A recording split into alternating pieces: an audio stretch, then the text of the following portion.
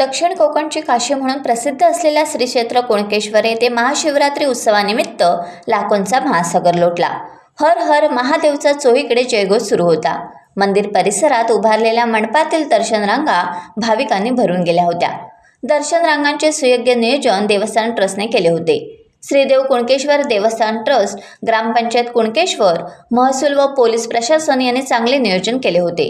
देवस्थानचे पुजारी, गुरव, ग्रामोपाध्याय तसेच मानकरी, देवस्थान ट्रस्ट यांच्या हस्ते श्रीदेव कुणकेश्वराची विधिवत पूजा करण्यात आली। प्रशासकीय पूजेचा मान सिंधुदुर्ग जिल्हाधिकारी तृप्ती धोडमिसे, त्याचप्रमाणे उपविभागीय अधिकारी जगदीश कातकर, तहसीलदार रमेश पवार यांच्या प्रमुख उपस्थितीत पार पडला। त्यानंतर रात्री दर्शनासाठी मंदिर खुले झाले। लाखो भाविकांनी श्रीदेव कुणकेश्वराचे दर्शन घेतले। कणकवली नगराध्यक्ष संदेश पारकर, माजी आमदार वैभव नाईक, कणकवली नगरसेवक सुशांत नाईक यांनी सकाळीच भाविक भक्तांना शुभेच्छा देऊन तसेच जिल्ह्याचे पालकमंत्री नितेश राणे, माजी राज्यमंत्री कालिदास कोळंबकर, माजी आमदार अजित गोखले, संदीप साटम, बाळ खडपे, सावी लोके, राजा भुजबळ, योगेश चांदोसकर या सर्व मान्यवरांनी भेट देऊन विधिवत पूजा केली।